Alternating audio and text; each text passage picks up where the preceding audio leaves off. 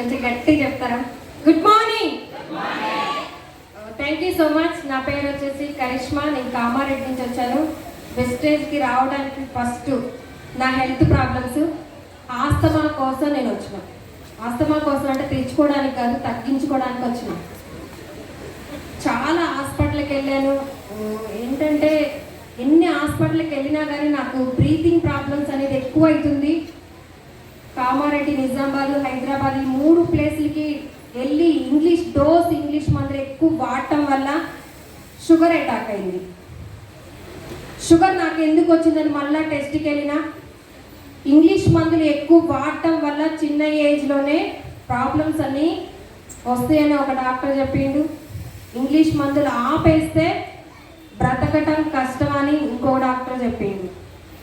ఇక్కడ ట్రీట్మెంట్ అనేది నాకు నచ్చక మా అమ్మ నాన్న ఆంధ్ర సైడ్ గుంటూరులో ఫేమస్ డాక్టర్ దగ్గరికి వెళ్ళి చూపించుకోవడం జరిగింది.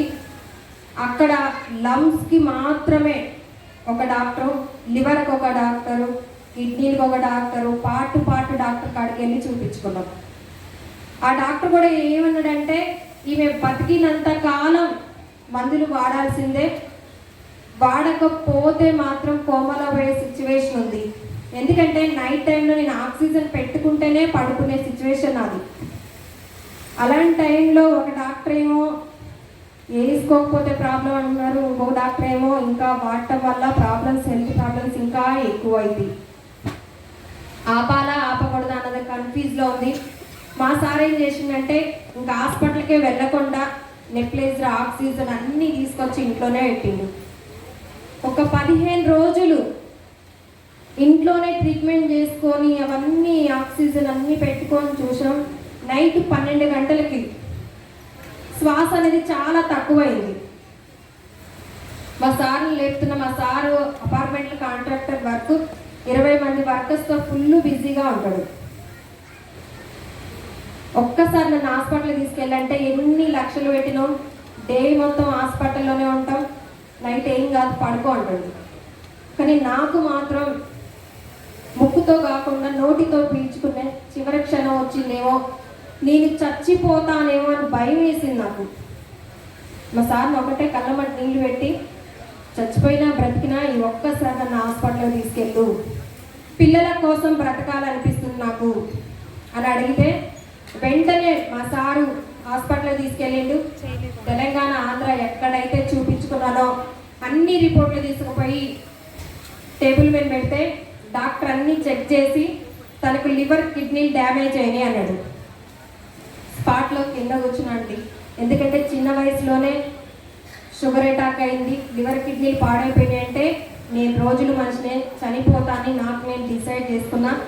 నన్ను బయట కూర్చోబెట్టి మా సార్ ఒకటే మాట అన్నాడు, ఎన్ని లక్షలైనా నా భార్యని నేను బతికించుకుంటా. డాక్టర్ ఏమన్నాడంటే ఎక్కడ ఏది పాడైందో తెలియదు కానీ ఖచ్చితంగా పాడైపోయింది. పార్ట్ టెస్టులు నడిచేసరికి 15 రోజుల టైం పట్టింది. 15 రోజుల్లోనే 80 ఏళ్ళ వయసు జీవితాన్ని అనుభవించినండి. టోటల్ మంచంలోనే పడిపోయినా నేను చచ్చిపోతా అనుకోను. 2 సార్లు సూసైడ్ అటెంప్ట్ చేసుకోపోయినా, 2 సార్లు కూడా పిల్లలు ఎదురొచ్చారు. పిల్లలు 10 సంవత్సరాల లోపటోళ్ళకి ఏం తెలియదు, కళ్ళంబడి నీళ్లు దూర్చారు నాకు. పిల్లల కోసమైనా నేను బ్రతకాలి, ఏం చేసుకోకుండా అని అనుకున్నా. 15 రోజులు నా ఫ్యామిలీ కూడా నాకు బ్రతకనని సపోర్ట్ లేదండి. చనిపోతేనే వాళ్ళు కూడా డిసైడ్ అయ్యారు. ఇంకా డబ్బులు పెట్టినా వేస్ట్ అనుకుంటారు. కొన్ని అలాంటి మాటలు విని కూడా నేను సూసైడ్ అటెంప్ట్ చేసుకోపోయినా. కానీ పిల్లల కోసం ఏదో ఒక రకంగా బతకాలి. 15 రోజుల్లో హాస్పిటల్లో ఏం చెప్తారో అది విన్న తర్వాత ఎవ్వరికి తెలియకుండా వెళ్ళిపోదామని చూస్తున్నాం.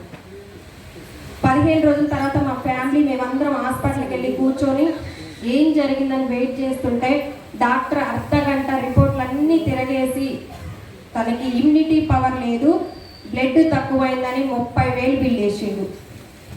ఒక్కసారి గట్టిగా ఊపిరి పీల్చుకొని మీరు రాసిన ట్యాబ్లెట్సే, మీరు చూసినయే, లివర్, కిడ్నీలు పాడైపోయినాయి అని ఎట్లా అంటారు? ఆయన మాటలు పట్టుకొని నేను సూసైడ్ చేసుకుంటే నా పిల్లలు అనాథ అవుతారా కారా? Yes or no? Good morning. రియల్గా అండి అందరూ ఓపెన్ మైండ్తో వినండి. వెస్టేజ్ ప్లాట్ఫారం నాకు దొరకకపోతే నిజంగా ఒక 2-3 నెలలు కోమాలో ఉండి చనిపోయేదాన్ని. సప్లిమెంట్ దొరికినాయి కాబట్టి ఒక్కరున్న హోమ్ మీటింగ్లో నా టెస్టిమోనీ చెప్పి నా లైఫ్ మారింది, మీరు కూడా రండి, మీ జీవితం మారింది అని చెప్పొస్తా. చెప్పాలా లేదండి? అందుకనే నేను ప్రతి ఒక్కరికి చెప్తున్నా, ఎవరు వచ్చినా కానీ ఎవరు మాట్లాడినా కానీ ఎవరికి ఏం జరుగుతుందో ఫస్ట్ వినండి. అట్లా మా సారు ఇంకా డాక్టర్లు ఏం మాట అన్నారని నేను అడిగితే డాక్టర్ ఏమన్నారంటే, నీ ప్రాబ్లంకే కాదు ఏ ప్రాబ్లంకైనా సరే ఇంగ్లీష్ మందులు ఎక్కువ వాడద్దు, వాడటం వల్ల బాడీలో పార్ట్లు అనేవి పాడైపోతాయి, నీకేదో అదృష్టం తట్టింది అన్నాడు. ఆ తర్వాత నేను హాస్పిటల్ మీద నమ్మకం కోల్పోయి చెట్ల మందు, యోగా, చేప మందు, చాలా ఫేమస్ వాటికి వెళ్ళిన, ఏది కూడా తగ్గల. నా బాడీకి ఏది సెట్ కాదు, నేను ఇంతే చచ్చిపోతానేమో అని భయం వేసింది. ఒంటరిగా కూర్చుంటే అదే గుర్తుకొస్తుంది.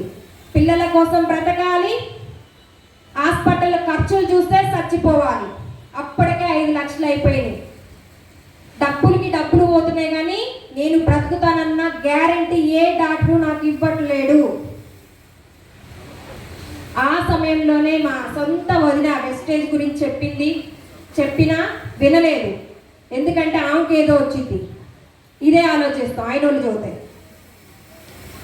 చెప్పి అలసిపోయింది. ఆ తర్వాతే వాళ్ళ మేడం స్వప్న మేడం చెప్పింది. మేడం ఏం చెప్పిందంటే క్లారిటీగా, ఇప్పుడు దాకా నువ్వు వాడుకున్న ఇంగ్లీష్ మందులు ఇవి ఫుడ్ సప్లిమెంట్, మన బాడీకి హాని చేసే కాదు.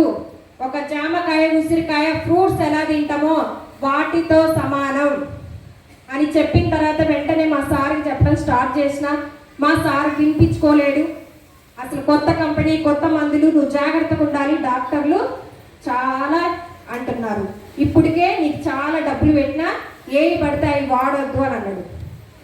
మేడం రోజు ఫోన్ చేసి చెప్తున్నా సరే కొన్ని జూమ్ మీటింగ్లో జాయిన్ అవ్వటం వల్ల, ఇలాంటి టెస్టిమోనీ వినటం వల్ల మీటింగ్కి వెళ్ళాలని రామని అడుగుతుంది కానీ మేము ఇంట్లో నుంచి బయటకు వెళ్ళాం. ముస్లిమ్స్